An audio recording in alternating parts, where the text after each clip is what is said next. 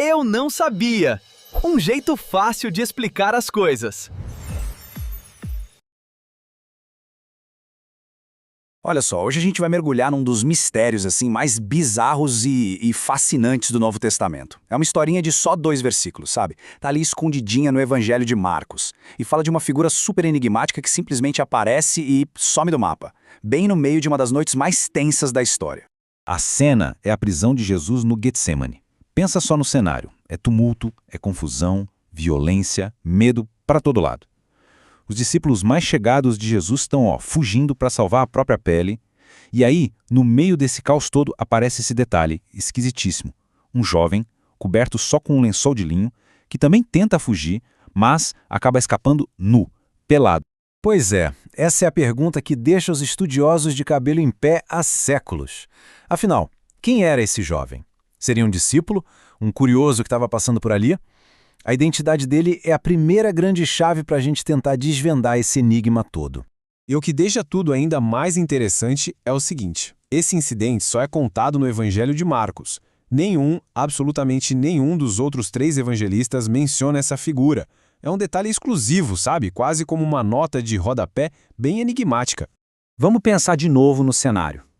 Jesus está sendo preso. Os seguidores mais próximos, abandonam ele. É um momento de pura agonia, de desespero. E aí, bem no meio desse quadro, surge essa figura totalmente inusitada. Um jovem, vestindo só um lençol, que se mete ali no meio daquela multidão caótica. Bom, então vamos lá. Como se a gente fosse uma espécie de detetive textual, vamos seguir a primeira linha de investigação, a busca pela identidade histórica desse homem. Quem, afinal, ele poderia ter sido? Olha, a hipótese mais aceita entre os estudiosos é que o jovem era, na verdade, o próprio João Marcos. Sim, o autor do Evangelho. A ideia é que ele estaria se inserindo ali discretamente na sua própria narrativa. E olha, existem várias evidências que dão força para essa teoria. Primeiro, a tal da autorreferência.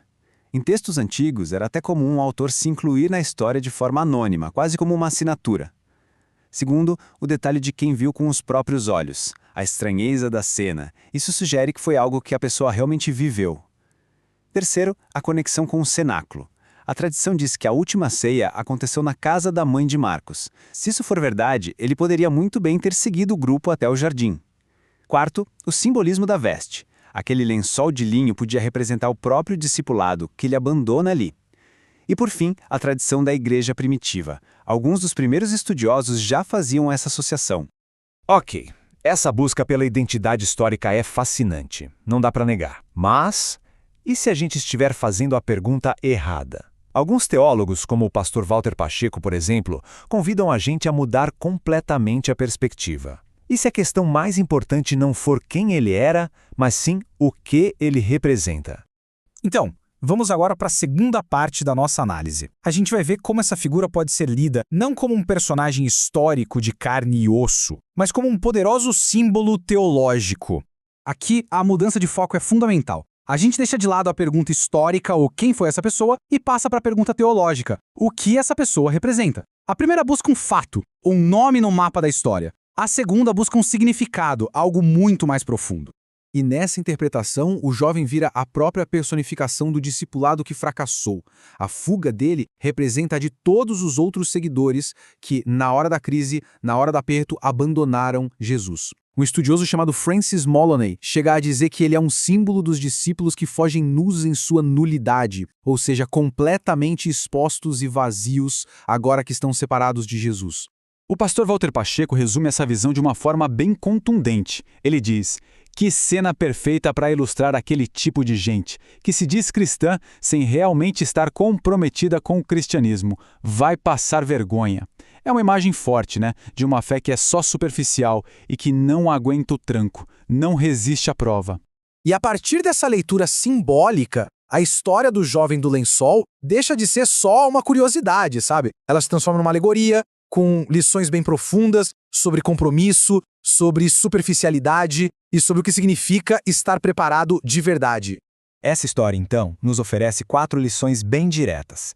Primeiro, a necessidade de um compromisso firme. Ele era um seguidor casual, só de ocasião. Segundo, a importância de abandonar a superficialidade. O lençol era uma proteção bem frágil, uma casca nada mais. Terceiro, o perigo dos interesses egoístas. Ele parecia estar ali mais por curiosidade do que por convicção. E, finalmente, a gente precisa estar preparado para a crise. Quando a pressão aumentou, ele perdeu sua única proteção e fugiu completamente envergonhado. Então, veja bem, a gente tem aqui duas abordagens bem diferentes para entender esses dois versículos. Uma histórica, querendo saber a identidade da pessoa, a outra teológica, buscando o significado mais profundo.